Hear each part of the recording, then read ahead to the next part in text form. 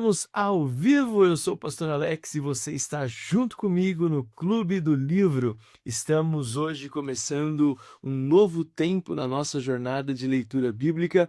Hoje nós iniciamos a Epístola de Tiago e eu quero convidar você a estar junto comigo nessa jornada, você que está aqui comigo ao vivo no Instagram, você que está comigo assistindo a este vídeo pelo Reels aqui do Instagram, ou você que está comigo nos agregadores de podcast, ouvindo em áudio esta live do Clube do Livro de Leitura Bíblica. Lembrando que o Clube do Livro é uma comunidade de literatura cristã, de edificação mútua, e nós estamos multiplataformas. Você me encontra aqui no Instagram, você me encontra também no YouTube, você me encontra nos agregadores de podcast.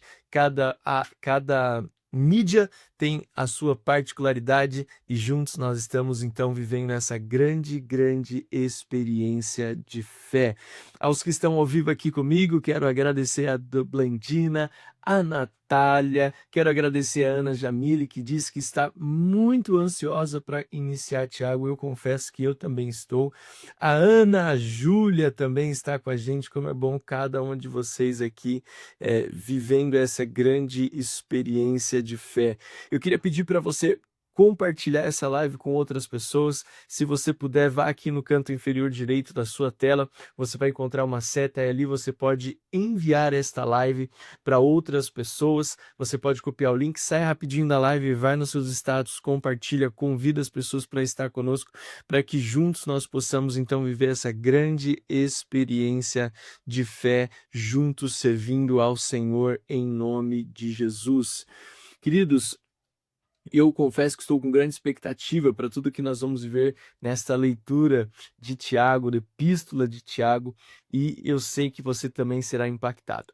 Tiago é um livro, é uma epístola, é uma carta, a gente vai falar um pouquinho mais sobre isso, mas de curtos capítulos ou de uma carta curta, não tem tantos capítulos assim, então nós vamos viver esta grande experiência de fé em 5 capítulos. Começamos hoje e terminamos sexta-feira e vai ser uma semana muito intensa. Então eu quero convidar você a apertar os cintos aí, porque vai ser uma semana intensa. Tiago é uma carta, talvez a carta mais direta que nós temos em todo o Novo Testamento. Então, tudo que nós formos ler vai de fato impactar diretamente a sua vida e vai trazer para você responsabilidade prática. Escreva aí embaixo: eu estou pronto a assumir essa responsabilidade. Viu? Daniel, Leandra, Marli, bom dia, Marli. A paz, Daniel. Escreva aqui: eu estou pronto a assumir essa responsabilidade, porque depois vai falar que é culpa do pastor Alex. Não, viu? Estamos juntos nessa jornada e a Epístola de Tiago vai mexer com as suas estruturas. Se você já leu, sabe do que eu estou falando. Se você nunca leu, você sabe, você não espere muito do que nós vamos viver, espere muito do que nós vamos ver. Não é que não espere nada, espere muito. Amém?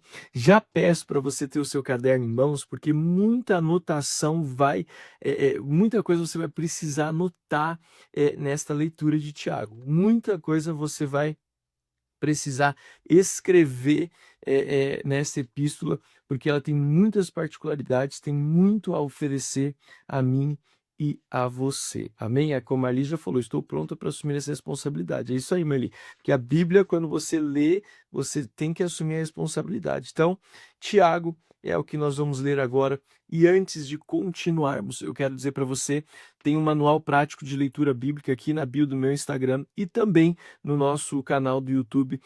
Você vai encontrar um link para fazer, dentre tantos links que você encontra lá, você vai encontrar um link para fazer o download gratuito do manual prático de leitura bíblica que nós escrevemos aqui no Clube do Livro, eu e a pastora Adri, para abençoar e auxiliar você na leitura bíblica. O que acontece? Nós incentivamos você a escolher um capítulo da Bíblia ou escolher quantos capítulos da Bíblia você vai ler. No nosso caso aqui, no Clube do Livro, nós vemos um, mas eu continuo a minha prática de leitura fora do clube, lendo pelo menos 3 ou 4 capítulos, até 6 capítulos por dia. Isso vai te ajudar demais. Pastor, mas você é pastor e tem tempo. Ah, então você nem conhece a minha rotina. Enfim, vamos lá, escolha quantos capítulos você vai ler. Dentro desses capítulos que você se prontificou a ler, tire todas as distrações. Tenha uma Bíblia para você ler, uma caneta, um lápis para você anotar e um caderno para você fazer os seus rascunhos e fazer as suas observações. Grife os versículos que chamaram a sua atenção e as palavras-chave. As palavras-chave você encontra da seguinte forma: você vê a palavra que se repete com frequência dentro daquele grupo de capítulos que você escolheu, ou as palavras, que é a segunda forma, que o Espírito Santo ministra ao teu coração. Quando você lê a Bíblia, nós vemos duas formas de Deus falar conosco. O primeiro é o Logos. O que é o Logos, pastor Alex? É a palavra escrita. Essa é a primeira forma que Deus vai falar com você. E a segunda é o Rema. O que é o Rema? É a palavra revelada. É aquilo que talvez não está escrito literalmente na Bíblia, mas que o Espírito imprime, o Espírito de Deus imprime no seu espírito para que você tenha uma compreensão. Amém? Então, esse é uma abertura de livro bíblico novo, então eu quero dar todas essas explicações. Amém? Enquanto isso, eu vou também dando bom dia a Lemoura, a Karen Rodrigues, a pastora Florisa, a Cartas do Reino, a Isaele, a Jaine, que está aqui conosco. Como é bom ter cada um de vocês aqui, em nome de Jesus. Então, vamos orar, porque eu quero dar uma introdução à carta que nós vamos ler. Amém? Senhor, nós te agradecemos por esta segunda-feira, por este início de fevereiro. Obrigado porque esse é um mês muito especial. Deus, obrigado porque o Senhor tem grandes coisas a ministrar no nosso coração. Esteja conosco, Pai, nesta leitura bíblica e que a tua palavra nos vivifique, nos edifique. E eu oro de uma forma específica que o seu Espírito Santo me pede a orar, Senhor. Deus, existem pessoas que estão começando esta segunda-feira extremamente desanimadas. Extremamente desanimados. Deus amado, e que esta leitura bíblica seja, Senhor amado, a ação profética que vai trazer de volta o ânimo, restaurar a alegria, trazer, Senhor amado, uma convicção de que vale a pena viver. Eu oro, Deus, e te agradeço porque a tua palavra nunca volta vazia e ela sempre cumpre o propósito pelo qual ela foi estabelecida. Nós oramos e agradecemos em nome de Jesus. Amém. Querido, se você acordou desanimado ou desanimada, o Espírito Santo falou muito comigo. Deus está tocando na sua mente, no teu coração e na tua alma nessa hora. E o desânimo que você abriu os olhos, Deus vai restaurar em alegria. Você vai colocar um sorriso nos seus lábios de novo. Você vai ter motivação para fazer aquilo que você não estava motivado a fazer. E eu declaro essa palavra sobre a tua vida em nome de Jesus. Amém? Vamos lá. Minha sogra também está aqui. Eu quero honrar minha sogra porque ela é uma bênção. Se não fosse ela, não teria a mulher mais incrível do mundo, que é a minha esposa. Mas vamos lá. Epístola de Tiago. Eu quero ler com você, então, uma introdução a respeito do que nós vamos ler. Tudo que nós lemos, nós precisamos ter um entendimento. Sempre que eu vou ler um livro da Bíblia e vou começar um novo livro da Bíblia, seja do Antigo ou do Novo Testamento, eu tenho que entender qual é o contexto desse livro. Eu preciso saber algumas coisas importantes. Por exemplo, quem é o autor desse livro? Em que ano ele foi escrito? Qual era o contexto da época que esse livro foi escrito? Para quem ele foi direcionado? Então, tudo isso vai me ajudar a enxergar a leitura da forma correta. Outro ponto muito importante, talvez a gente nunca falou aqui, é que os livros bíblicos, eles não são escritos ou não foram escritos dentro de uma mentalidade ocidental, mas dentro de uma mentalidade oriental. Pastor, o que isso difere? São culturas completamente diferentes. São pensamentos e visão de mundos diferentes, que têm muitos contrastes, então, o que eu quero que você enxergue? Por isso que nós precisamos conhecer a história daquele livro. o personagem central, o autor, a data, o contexto histórico, porque quando nós enxergamos isso, quando nós temos uma visão disso, essa diferença de cultura, seja de oriental e ocidental, ela diminui, porque você consegue entender aonde esse livro se encaixa e você consegue trazer esse livro para a sua realidade de uma forma muito mais efetiva e prática. Fez sentido o que nós estamos falando? Então, é isso que eu queria que você guardasse no seu coração. Agora, a Epístola de Tiago, eu quero, primeira coisa, dizer para você o que significa epístola. Epístola é o nome que se dá a uma carta formal que é escrita, que é desenvolvida a fim de ser entregue aos seus destinatários. Então, epístola é uma carta formal. Agora, o que é interessante? Na Epístola de Tiago, nós encontramos uma carta que não discute a teoria da fé, mas ela confronta comportamento. Por isso que a carta de Tiago, a Epístola de Tiago, ela é muito marcante, porque ela é direta, ela é objetiva e ela confronta comportamentos humanos. Então você tem que estar preparado para ler. Agora, ao contrário das cartas de Paulo, que tinham um destino certo, carta de Paulo aos Romanos, como nós acabamos de ler, carta de Paulo aos Gálatas, aos Efésios, as cartas de Paulo ela tinham um endereço específico, uma igreja específica. Agora, a epístola de Tiago é considerada uma epístola universal, uma epístola geral. Por quê? Porque ela não é direcionada a uma igreja específica, mas a um grupo de pessoas ou a diversas igrejas. Ela não é uma igreja, não tem uma igreja definida, mas é a todos aqueles cristãos ou todos aqueles que professam a fé, que estão espalhados, aos judeus que estão espalhados em diferentes cidades, lugares, igrejas distintas. Então, a carta de Tiago, a epístola de Tiago, é considerada uma epístola universal. E tem uma outra curiosidade. A epístola de Tiago, ela tem uma datação, ou ela é datada antes mesmo das cartas de Paulo. Então, ela é mais antiga do que as cartas que Paulo escreveu. Tudo bem até aqui? Então, estou dando uma introdução antes de nós lermos Tiago capítulo 1, tá? Então, eu queria que você tivesse essa visão a respeito do que é a epístola de Tiago. Então, ela confronta comportamento, ela foi escrita não a uma igreja específica, mas aos judeus e aos cristãos, principalmente aos judeus que estão espalhados por diversas igrejas. Agora, quem é o autor? Aqui é um ponto-chave. O autor, quem que é? Escreve aqui quem que você acha que é o autor. Quero ouvir o que você pensa. Lígia, Sabrina, meu primo Ítalo, Alê, Jaque, Karen, pastora Florisa, Isaele, Ana Júlia, Jamile. Quem você acha que é o autor desta carta de Tiago, dessa epístola de Tiago? Vamos lá, quero ouvir. Quem que você acredita ser o autor? Pastor, você está fazendo uma pergunta tão nada a ver? Pois bem, o autor da epístola de Tiago é o próprio Tiago. Mas que Tiago é esse? Que Tiago é esse? A Marli já colocou aqui. Tiago, irmão de Jesus. Nós vamos ler no capítulo 1, Tiago, servo de Deus e do Senhor Jesus Cristo, das 12 tribos que se encontram na diáspora. Saudações. Tiago aqui é o irmão de Jesus. Teologicamente falando, poderiam ser 3 Tiagos, mas é claro que o Tiago, pela datação da carta, pelo contexto, para quem ela foi escrita, muito provavelmente é o Tiago, irmão de Jesus, Tiago o justo. Quem era Tiago, irmão de Jesus? Porque muito mais do que ser irmão de Jesus, que imagino ser um privilégio, você imagina você poder crescer com Jesus, brincar de esconde-esconde com Jesus, você poder dividir a mesa com Jesus, dividir ali as atribuições de José com o seu irmão, e esse irmão, por acaso, ser o Messias, o Filho de Deus. Imagina a experiência. Mas olha só que interessante.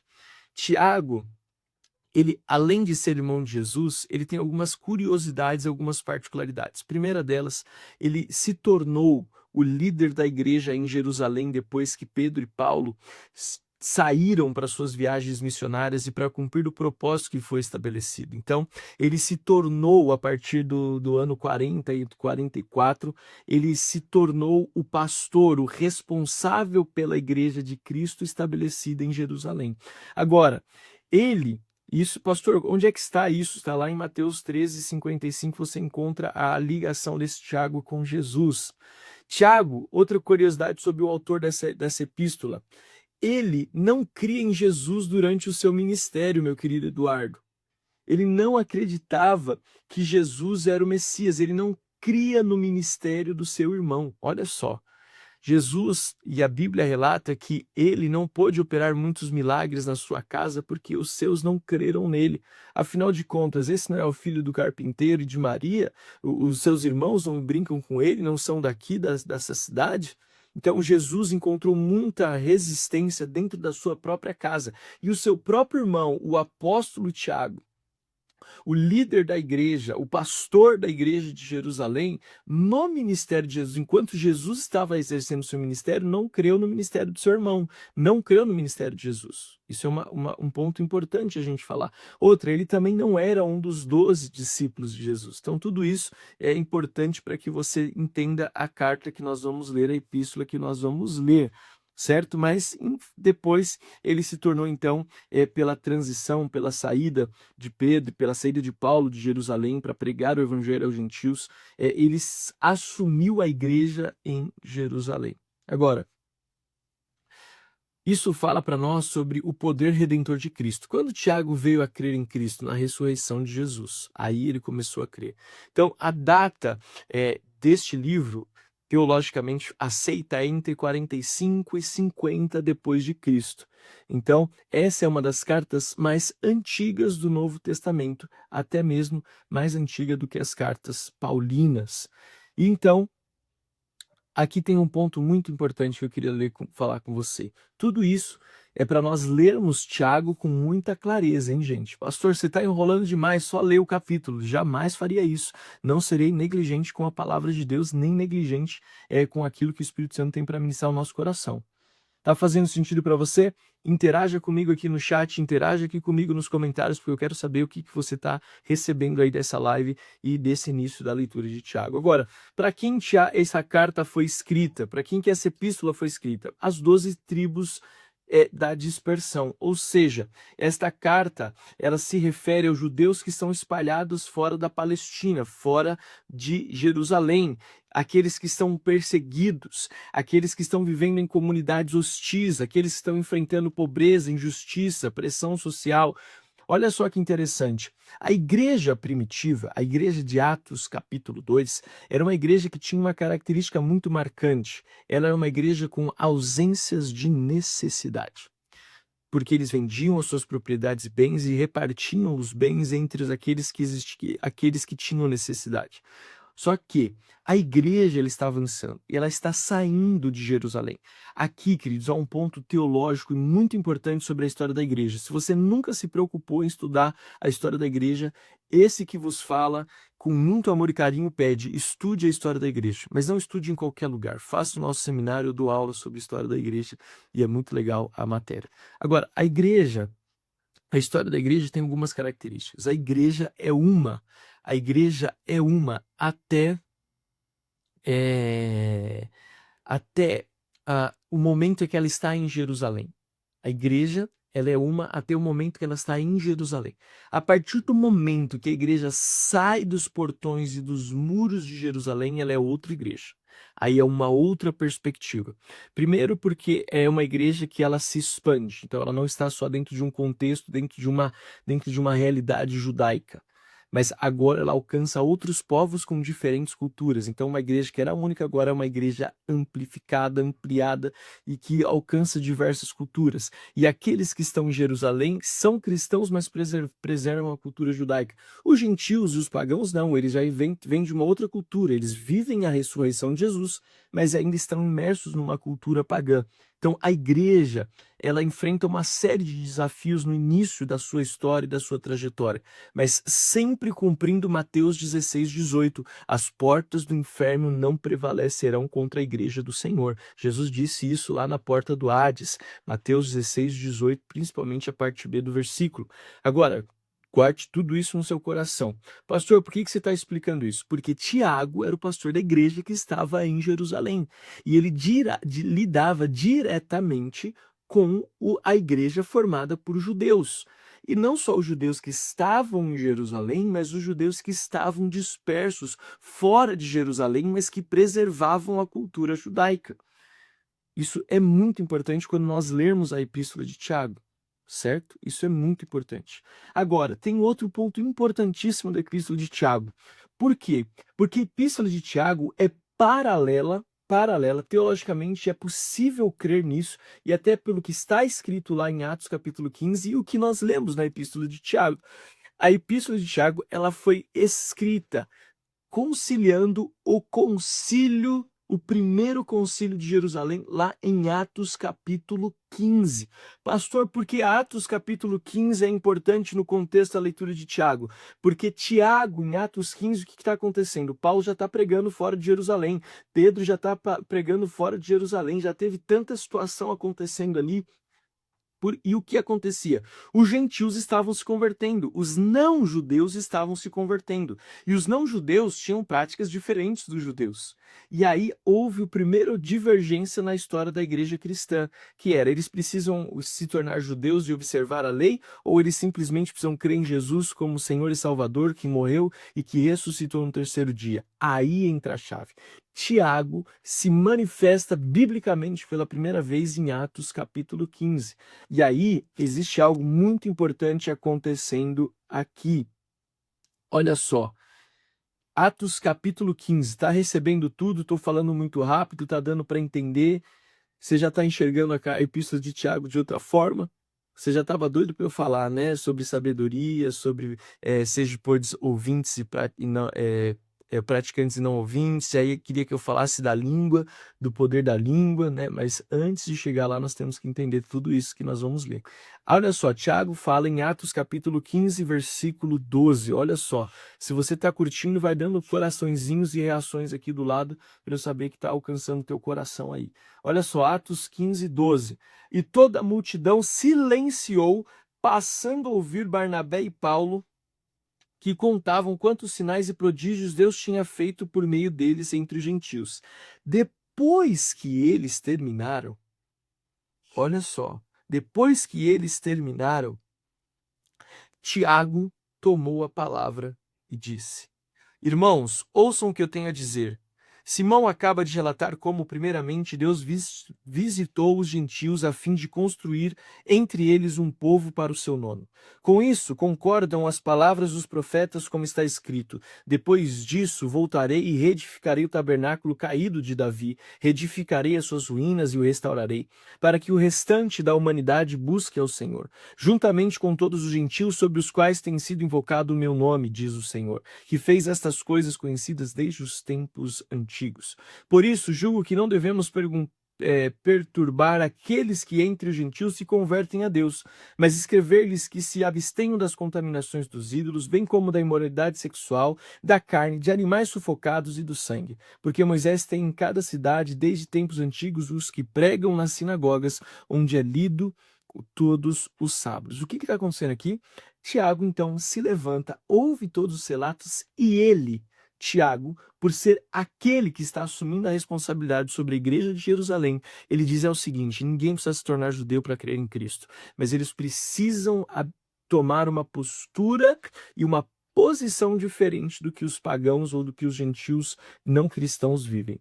Abster-se da imoralidade sexual, eles têm que se abster daquilo que é contaminado por ídolos, de carnes e animais sufocados, do sangue. Então estabelece um padrão. Então a epístola de Tiago é escrita paralelo ao Concílio de Jerusalém, que traça diretrizes fundamentais para que a igreja continue avançando. Então, existe um contexto histórico. Já falei de quem é Tiago, já falei quando foi escrito, 45, 50 depois de Cristo, já falei aqui as características da igreja da época e para quem ele escreveu. Para os judeus que estavam dispersos. Nesse tempo, e eu falei um pouco da história da igreja, nesse tempo havia perseguições. Aquela igreja de Jerusalém que não tinha necessidade, que vivia uma beleza de igreja, de comunidade, agora já não era mais assim, porque os judeus que estavam fora, eles estavam sofrendo perseguições, ainda existiam tensões entre judeus e gentios, ainda existia desigualdade social, pobreza entre os cristãos, influência da cultura pagã, porque ele não estava escrevendo à igreja que estava em Jerusalém, ele estava escrevendo aos judeus que estavam dispersos entre os gentios. Então esses conflitos é o que gera a necessidade dessa epístola.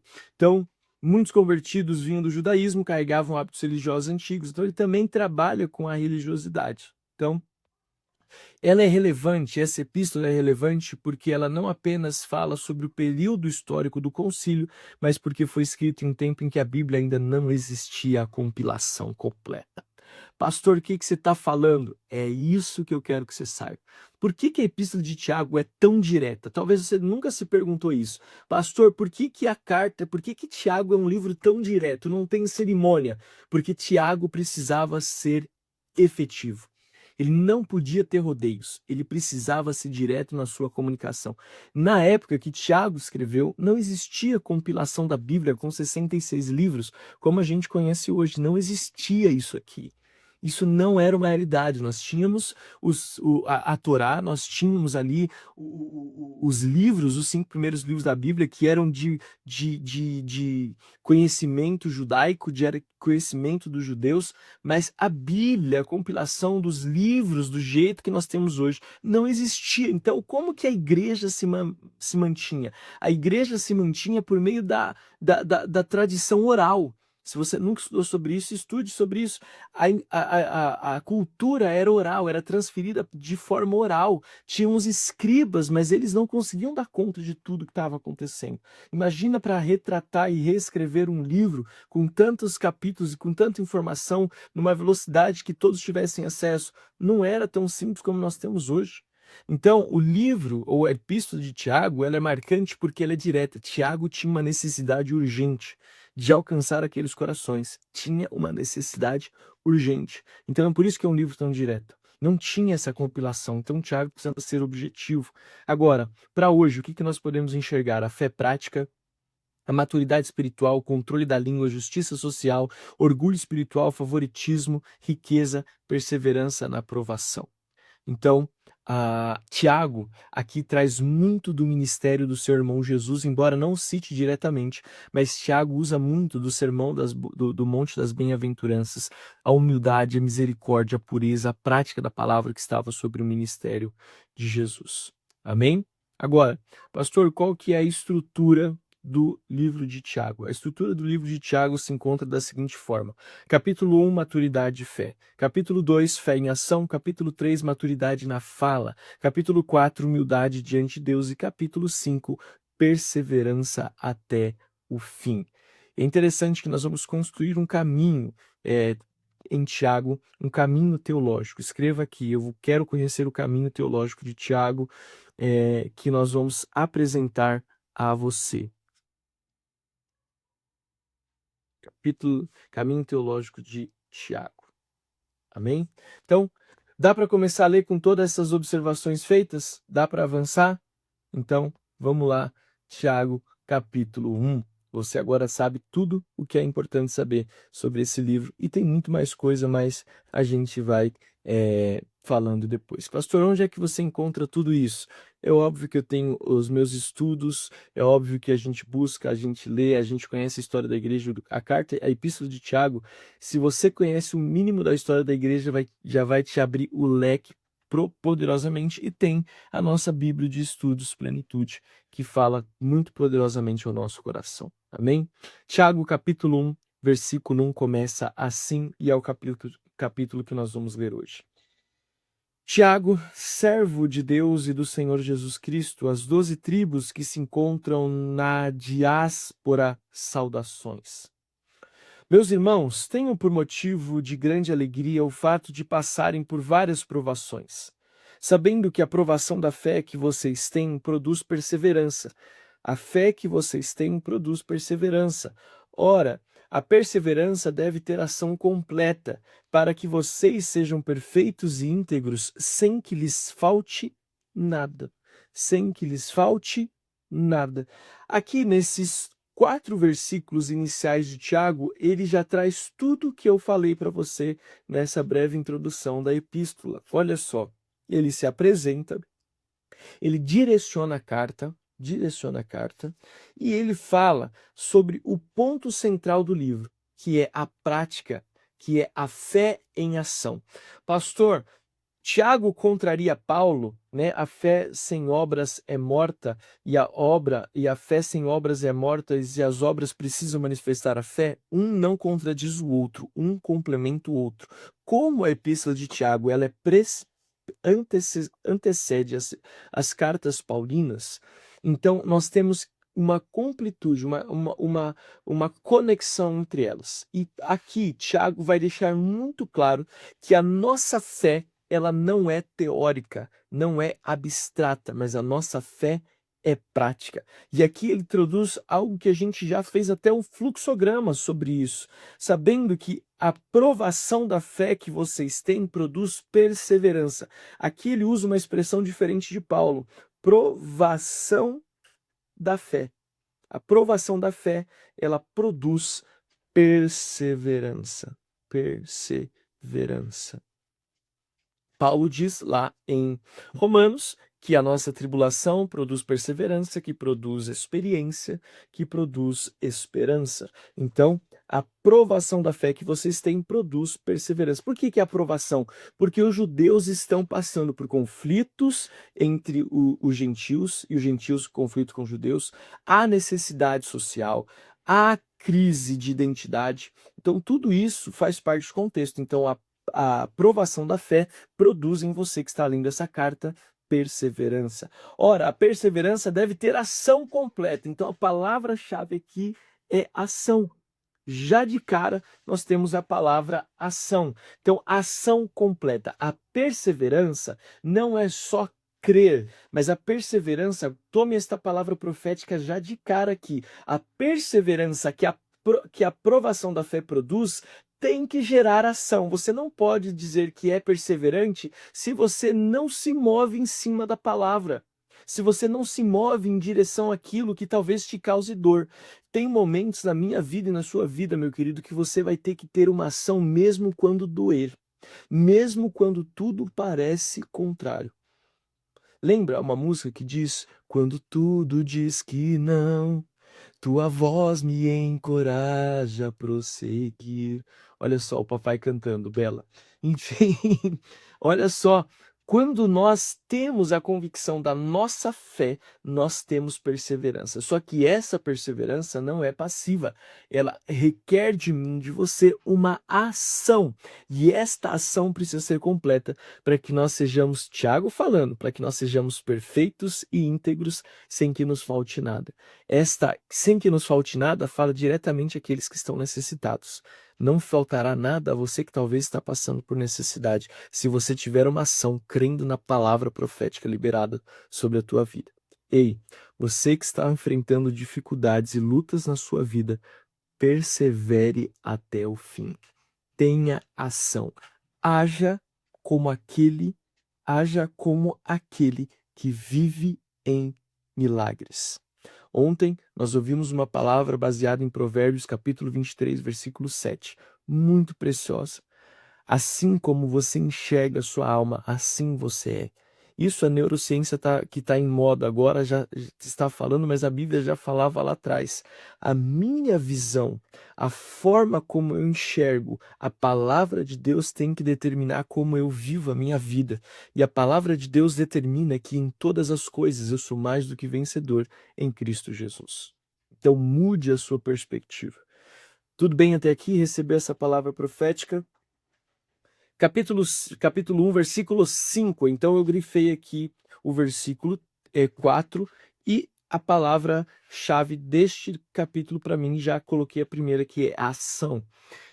Como que eu sei que é ação? Porque eu já passei todo um contexto antes de ler o livro. E isso me leva a tomar essa palavra como uma palavra-chave desse capítulo. Versículo 5. Se, porém, algum de vocês necessita de sabedoria, peça a Deus, que a todos dá com generosidade e sem reprovações, e ela lhe será concedida. Peça, porém, com fé, em nada duvidando, pois o que duvida é semelhante à onda do mar, impelida e agitada pelo vento, que uma pessoa dessas não pense que alcançará do Senhor alguma coisa, sendo indecisa e inconstante em todos os seus caminhos. Olha só o que Paulo, meu Deus, já mudamos. Olha só o que Tiago está falando. Tiago está dizendo o seguinte aqui entre os versículos 5 e o versículo 8. Viva em fé. O que é a fé? É a viver em convicção, uma ação sem dúvida, uma ação sem duvidar. Aquele que duvida e que vive uma fé cheia de dúvidas é semelhante ao mar ou à onda do mar que vai impelida e agitada pelo vento. Agora, uma pessoa dessas, olha só o que o Tiago está falando, uma pessoa dessas não pense que alcançará do Senhor alguma coisa, porque ela é indecisa, é inconstante em todos os seus caminhos. Se tem uma coisa que Deus não vê com bons olhos, é a inconstância.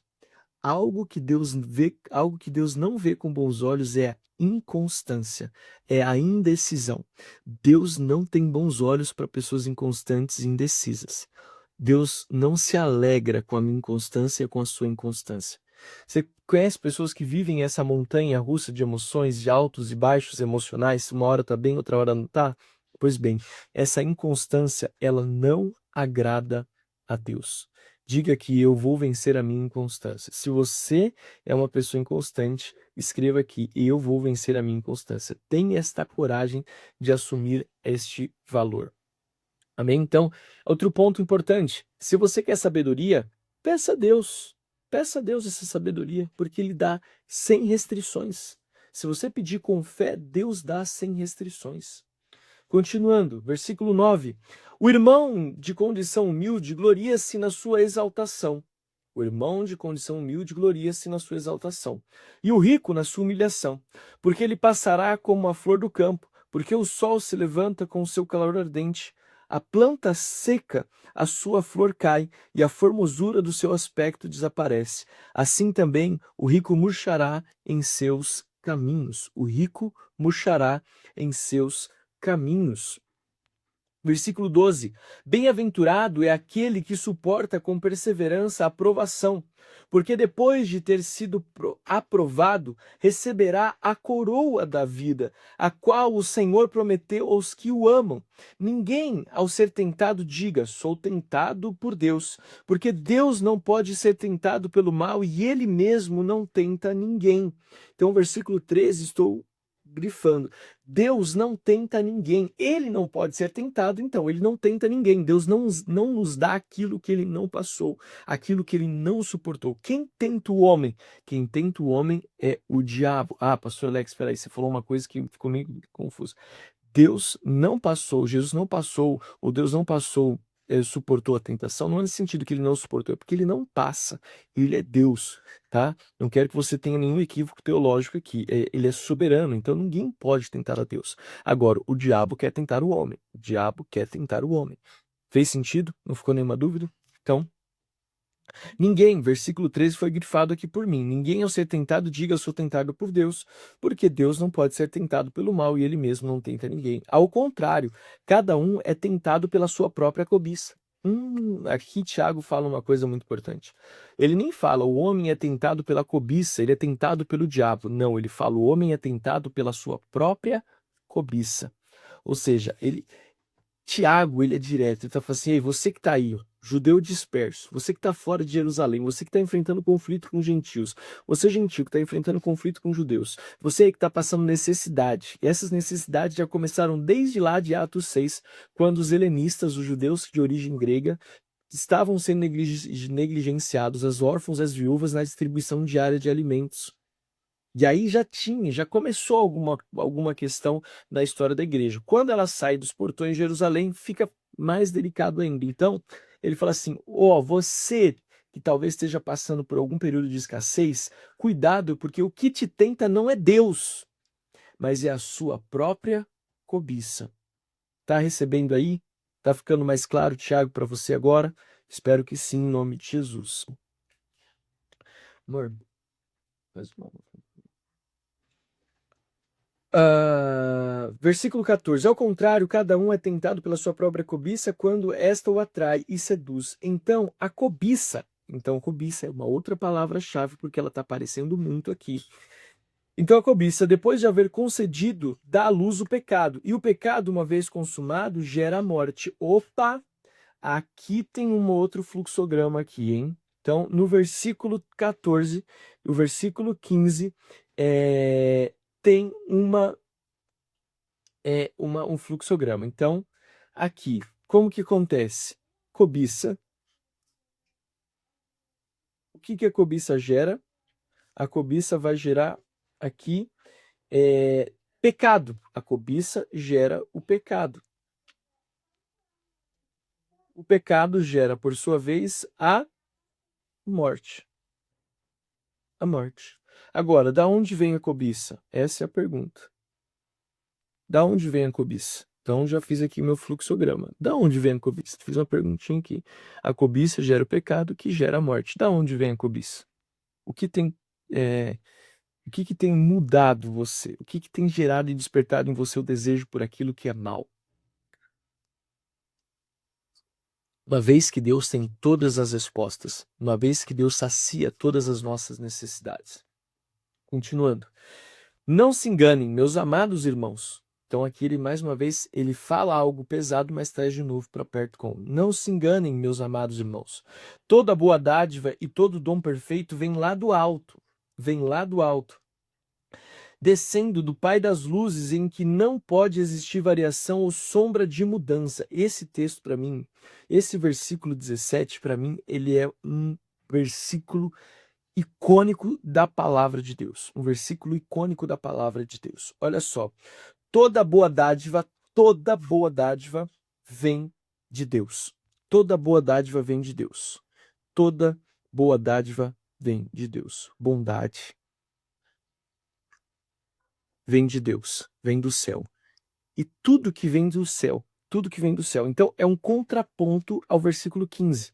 Tiago está contrapondo o versículo 15 quando ele fala sobre cobiça, pecado e morte. Agora ele está falando toda boa dádiva, que é todo bom dom perfeito vem lá do alto, do Pai das luzes, em que não pode existir variação ou sombra de mudanças, pois segundo o seu querer, ele nos gerou pela palavra da verdade, para que fôssemos como que primícias das suas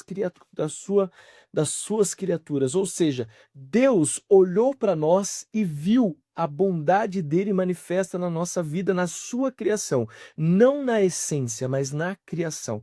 Gênesis fala: Deus criou todas as coisas e viu que era bom, mas Deus criou o homem à sua imagem e semelhança. Gênesis diz: e viu Deus que isso era muito bom. É diferente, bom para muito bom. Então toda boa dádiva vem, e nós somos o primogênito, nós somos as primícias das suas criaturas, ou seja, Deus está estabelecendo na minha vida e na sua vida aquilo que ele sonhou e aquilo que ele espera. Tiago aqui está fazendo uma restauração. Uma restauração não da cultura judaica, uma restauração não daqueles que são gentios ou inseridos na cultura pagã. Tiago está restaurando a identidade do homem na criação. Olha só, ele está falando algo muito mais profundo. Por quê? Porque a igreja agora não é sobre gentios ou sobre judeus. A igreja é sobre os filhos remidos do Pai. É sobre os filhos remidos de Deus. Olha só, Tiago está dizendo aos judeus que estão fora de Jerusalém, fora da geografia, fora dos muros de Jerusalém, de Israel, e está dizendo o seguinte: ei, você não é salvo porque você é judeu, ou você não é salvo porque Deus se aborreceu dos judeus e você é gentil. Você é salvo porque você é primícia de Deus. Você foi criado e formado por Deus, a sua imagem e a sua semelhança. Toda boa dádiva vem do céu, toda boa dádiva vem de Deus para cumprir a sua promessa. Por isso que em Deus não há mudança, nem sombra de variação. Talvez você nunca tenha entendido por que Tiago escreveu isso. Porque ele está dizendo o seguinte: não é o judeu ou não é o gentil, não é a cultura que você está inserido que muda quem você é, mas é quem Deus te fez que determina quem você é. Deus não muda, a cultura muda, a religião muda, a geografia muda, mas Deus permanece o mesmo. Então não há dúvidas ou sombra de variação, não há mudança em Deus. Isso é muito poderoso, isso é muito profundo. Continuando, nós somos primícias das suas criaturas. Versículo 19, nós já estamos caminhando para o final do capítulo 1. Vocês sabem essas coisas, bondade vem de Deus, e esta bondade alcança os filhos. Deixa eu só anotar aqui para não perder, tá? Bondade alcança os filhos. Versículo 19. Gente, eu fico tão cheio quando leio a Bíblia do Espírito Santo, espero que você fique também. Vocês sabem que estas coisas, meus amados irmãos, cada um esteja pronto para ouvir, mas seja tardio para falar e tardio para ficar irado. Isso aqui eu preciso praticar muito na minha vida. Muito na minha vida. Se você precisa praticar o versículo 19, já escreve: pastor, está falando comigo. Olha só, vocês sabem estas coisas. Meus amados irmãos, cada um esteja pronto para ouvir, mas seja tardio no falar. Tardio no falar. O que a gente está vendo aqui a partir do versículo 19? Então, se a gente fosse falar capítulo 1 de Tiago, como que a gente poderia distribuir o capítulo 1 de Tiago? Primeiro, a apresentação. Capítulo 1 tem a sua apresentação. Vai de quanto? Versículos de 1 a 4. Depois, nós vemos então aqui, depois Tiago trazendo, situando para quem ele está escrevendo a carta. Então, é endereçamento. Esse endereçamento, ele acontece sim nos capítulos de 1 a 4, dentro da apresentação, mas quando eu falo endereçamento, ele está falando sobre identidade, tá? Endereçamento de identidade, que vai dos versículos 5 até o versículo 17. Agora, a partir do versículo 18 é prática de vida. Prática de vida, certo? Versículo 19 em diante. Aliás, de 5 a 18 e 19 em diante. Olha só, é isso aí, Deus está falando comigo. Seja pronto para ouvir, mas seja tardio para falar e tardio para ficar irado. Porque ele entende que tem coisas que vão nos tirar do sério, mas seja pronto para ouvir. Você já viu aquela expressão, você tem 2 ouvidos, mas uma boca só? Pois bem, é por isso, nós temos uma boca só. Então, nós temos mais que ouvir e menos do que falar.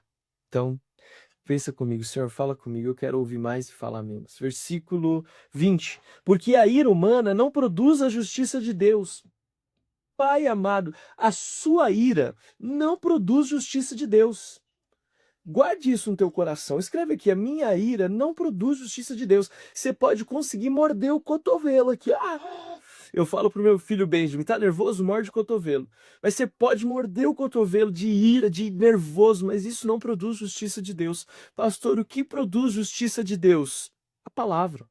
É a palavra que gera a justiça de Deus, não é a minha ira. Eu vou abrir um pecado aqui, só entre nós, não falo para ninguém.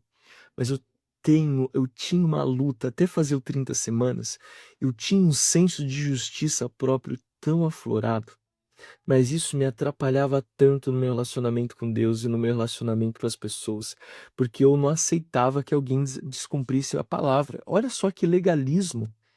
A minha ira, ela não produz justiça de Deus. O que produz justiça de Deus é a palavra, é o cumprir a palavra. Então, não adianta você ficar nervosinho. E tem gente que ainda justifica. Mas esse é quem eu sou. Eu prefiro falar do que ficar entalado. Pois fique entalado, meu filho. mas fale para quem tem que falar. Quem que você tem que falar? Para Deus. Coloca tudo diante de Deus. Amém? Tá falando aí, né? Já bateu forte aí, né? Tenho certeza. Ó, portanto, deixando de falar, porque o ir humano não produz justiça de Deus. Portanto, deixando toda impureza e acúmulo de maldade, acolham com mansidão a palavra implantada em vocês, a qual é poderosa para salvá-los. O que gera transformação é a palavra. A palavra. A palavra gera mudança, a palavra gera transformação. Eu vou até tomar um café na minha xícara do Clube do Livro. Foi muito engraçado ontem na igreja, nos cultos, que a xícara estava disponível lá na livraria da igreja. E o pessoal falou, pastor, eu vi você lá na xícara. Eu falei, meu Deus do céu, onde é que chegamos, Jesus poderoso? Mas tá linda, você pode procurar aqui Café com Leite, Canecas Café com Leite, você pode encomendar a sua também, para você acompanhar o Clube do Livro. Lembrando que o pastor Alex não ganha nada com isso, eu só quero impulsionar os meus amigos empresários e empreendedores, tá bom? Continuando. Então, sejam a palavra implantada em vocês é poderosa para salvá-los. Versículo 22, fica comigo que já está acabando. Sejam praticantes da palavra e não somente ouvintes, enganando a vocês mesmos, porque se alguém é ouvinte da palavra e não praticante, assemelha-se àquele que contempla o seu rosto natural no espelho, pois contempla a si mesmo, se retira e logo esquece como era a sua aparência. Olha só. Sede, pois, ouvintes e não praticantes. Esse versículo 23, versículo 22, é um dos versículos mais conhecidos do livro de Tiago. O livro de Tiago tem alguns versículos muito populares, certo? Quais são os versículos populares de Tiago? Primeiro, Tiago 1:22.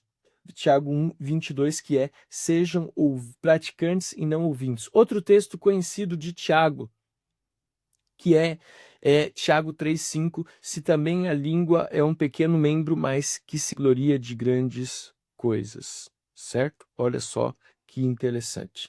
Então, esse é um texto. Então, Tiago 1:22 talvez seja o versículo mais conhecido da epístola de Tiago, que é: sejam praticantes da palavra e não somente ouvintes, enganando a vocês mesmos. Porque se alguém é ouvinte da palavra e não pratica, assemelha-se àquele que vê a sua face no espelho, mas assim que sai do espelho, olha que não estou fazendo aqui, se esquece da sua aparência.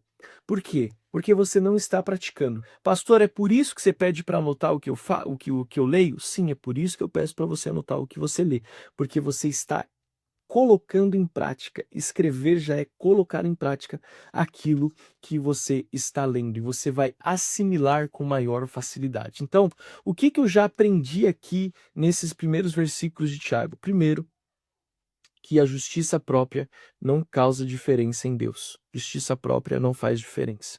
O que eu aprendo mais? Que eu preciso ouvir mais e falar menos. Ouvir mais e falar menos. O que mais eu aprendi aqui? O que mais você aprendeu até aqui que nós lemos? Certo? Então, a justiça própria não produz a misericórdia de Deus. Ouvir mais e falar menos. O que mais você ouviu? Vamos lá, quero que você escreva aí. Continuando. Versículo 25. Mas aquele que atenta bem para a lei perfeita, lei da liberdade, e nela persevera, não sendo ouvinte que logo se esquece, mas operoso praticante, esse será bem-aventurado no que realizar. Se alguém supõe ser religioso, mas não refreia a sua língua, está enganando a si mesmo. A sua religião é vã. A religião pura e sem mácula para com o nosso Deus e Pai é esta. Pronto. Aqui vem outro versículo que mexe comigo. Olha, a religião pura e sem mácula para com o nosso Deus e Pai é esta: visitar os órfãos e as viúvas nas suas aflições e guardar-se incontaminado do mundo. O que ele está dizendo aqui é a religião. Vou fazer um outro caminho, um outro mapa teológico: religião que Deus espera. Ela flui em 3 berços, em 3 braços: cuidar da viúva, cuidar do órfão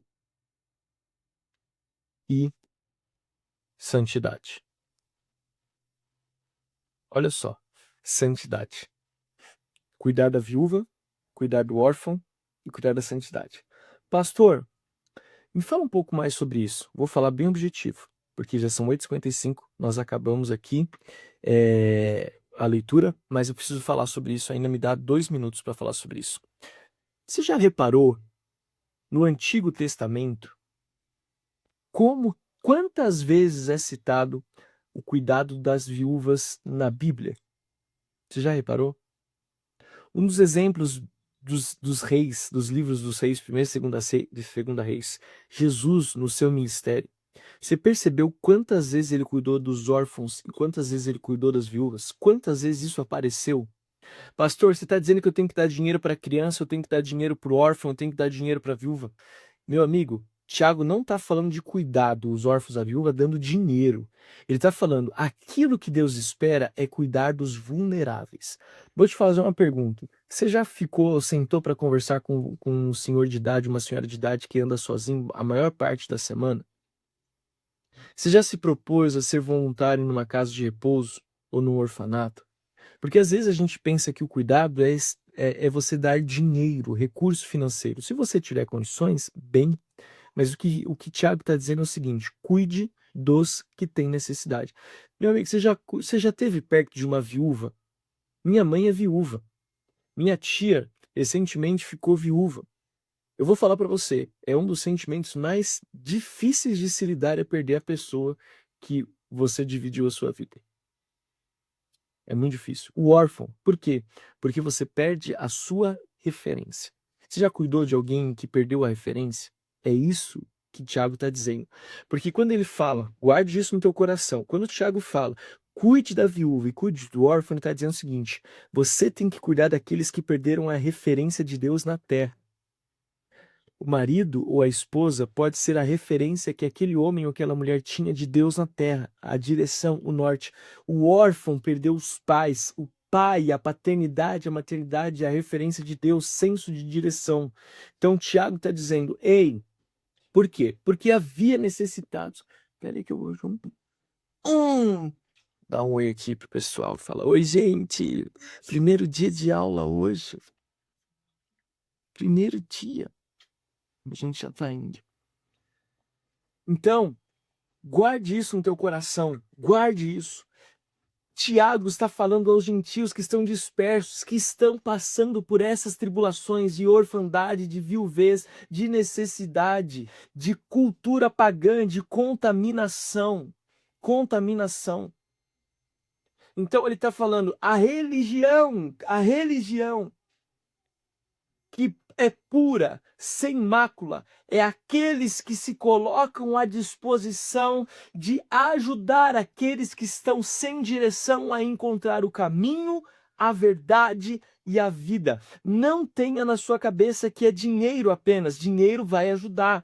Mas, meu amigo, eu quero te convidar, seja um capelão no orfanato, seja um capelão, cuide da viúva, pastor, não consigo, não tenho tempo, mas deve ter no seu prédio um viúvo, uma viúva que passa a semana inteira sozinho, vai lá, toca lá e fala assim, olha, eu sou servo de Deus e eu quero pelo menos 1 hora por dia conversar com você, 1 hora por semana conversar com você, tá com você, eu quero poder orar por você, gente, ajude, sirva, enfim.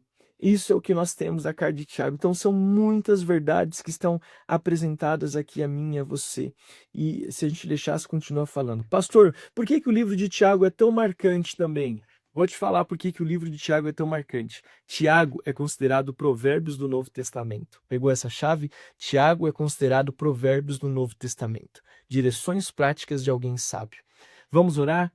Se você tem algum pedido de oração, escreva aqui. Eu marquei os versículos de Tiago Tiago capítulo 4, Tiago capítulo 13, Tiago capítulo 17, 19, 22 e 27. As palavras-chave foram ação e cobiça, essas duas palavras-chave que eu marquei. Em cima disso, eu vou orar por você, vou liberar você da live e vou fazer a minha releitura desses versículos e escrever e continuar escrevendo um resumo que já deu 3 páginas do meu caderninho só de rascunho de fluxograma aqui da nossa leitura. Senhor, eu te agradeço por esta manhã. Te agradeço por todos aqueles que estão conectados comigo ao vivo, aqueles que estão assistindo posteriormente, aqueles que estão comigo nos agregadores de podcast, que o Senhor possa abençoar, que esta leitura de Tiago possa falar poderosamente ao nosso coração. Espírito Santo de Deus, nos leva a viver a religião pura e sem mácula.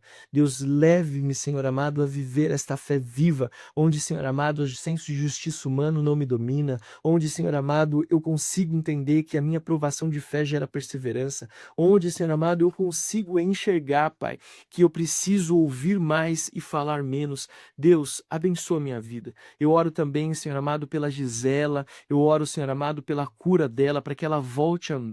Eu oro pela família da Emília, para que haja cura. Eu oro pela salvação dos familiares da Marli. Eu oro, Senhor amado, pela irmã da pastora Florisa, que fraturou a perna, Senhor amado, e não tinha com quem ficar. Oro, Senhor amado, pela vida profissional do Daniel e pela sua família. Que a bênção do Rei do Senhor repouse sobre os meus queridos irmãos. Obrigado pela riqueza de Tiago, da epístola de Tiago e tudo que nós vivemos nesse dia, em nome de Jesus.